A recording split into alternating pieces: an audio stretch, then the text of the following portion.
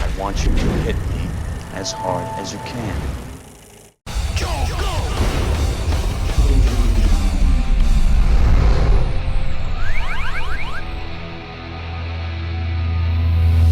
Of the many WWE wrestlers who have tried to cross the threshold from wrestling to acting, very few have succeeded. But one of the most notable exceptions is Dwayne Johnson, aka The Rock. This guy can do it all. Action movies, comedy movies, Saturday Night Live, family movies. Well, okay, maybe not family movies, but the dude is otherwise pretty versatile and talented to boot. And as summer movie audiences prepare to smell what The Rock is cooking now with his new disaster flick, San Andreas, let's take a trip back to 10 years ago and look at one of The Rock's last successful shots at action movie stardom, as we prepare to meet Doom.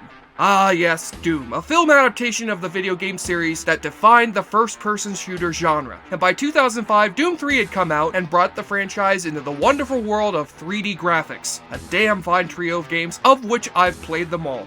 So with both The Rock and future Judge Dredd Karl Urban fighting off hordes of zombies and demons, it looked like we were finally going to get a great movie based on a great video game. And did we get that? Well, I've got some footage Universal Pictures shot outside of a test screening of this movie, so let's take a look.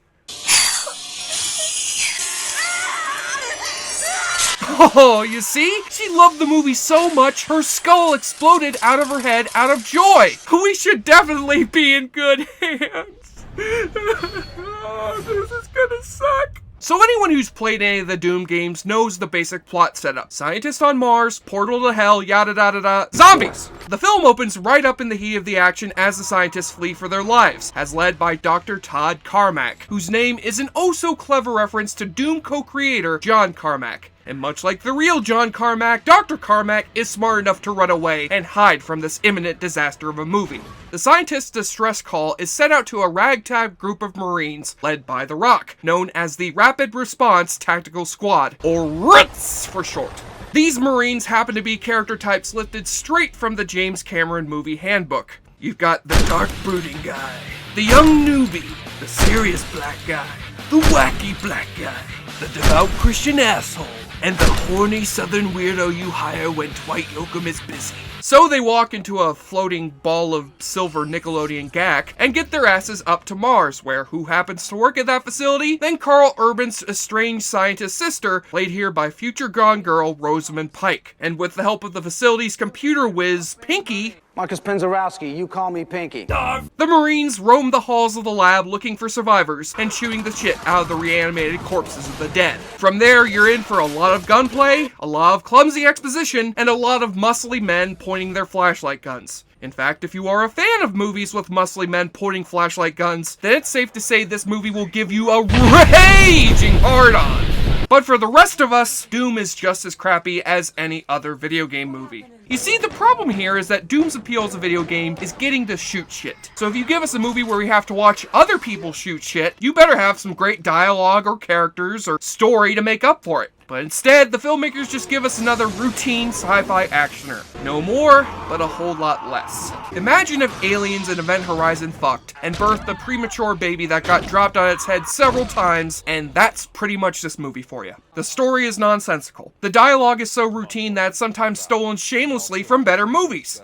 If it breathes, kill it. If it bleeds, we can kill it. And the acting is merely serviceable. The Rock does what he can with playing a by-the-numbers military hard-ass. Semper Fi, motherfucker. While the most interesting part about the performances of Karl Urban and Rosamund Pike is seeing them try to defeat a threat far greater than any Hell Knight, losing their native accents. She's got 24 pairs of chromosomes. Does it ever bother you? You could have spent your life looking in a microscope instead of a sniper scope. So what, they were just naturally superior? It must be a genetic mutation. Genetic mutation. Now granted, I do applaud the filmmakers for going an R-rated route when they could have easily gone down the PG-13 route so many video game adaptations go down, as well as their use of the Stan Winston Studios' very impressive practical effects for the monsters. But sadly, you can't see much of these monsters or the bloody mayhem they create because the cinematography is so fucking dark.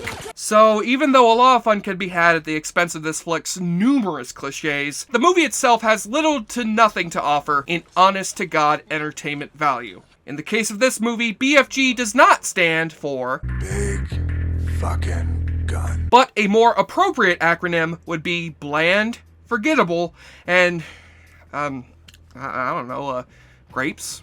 Once you beat the bad movie, you're supposed to win, aren't you? It's not supposed to end this way. To continue the Awfully Good experience, play the Awfully Good drinking game. Take a shot or drink every time The Rock gives an order. Mac, stay here with our friend and secure the door. Destroyer, cover the exit. Kid, you stay here with me so I can give you a weird pat on the head. The movie pulls out another jump scare. What was that? A monkey. Oh, so I guess then that you can say those soldiers shot the monkey!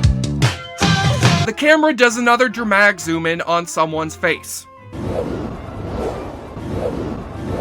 And take a double shot when the movie switches to a first-person view, in a sequence that is actually pretty cool and totally looks like the games, but ends up just making you want to play the game instead of watching this movie. If I want to see someone else play Doom, I'll save my money and watch some stupid kids Let's Play on YouTube. Yo, what up? This is FizzleBitch515, and this is my Let's Play of Doom.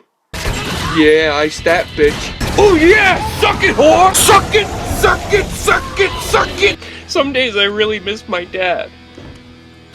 And on the nudity watch, you do get some pretty impressive TNA from one of the zombies, but that's pretty much it. Which is a shame because I was hoping this unrated cut would include that infamous deleted scene where Rosamund Pike's character tries taking on one of the monsters herself.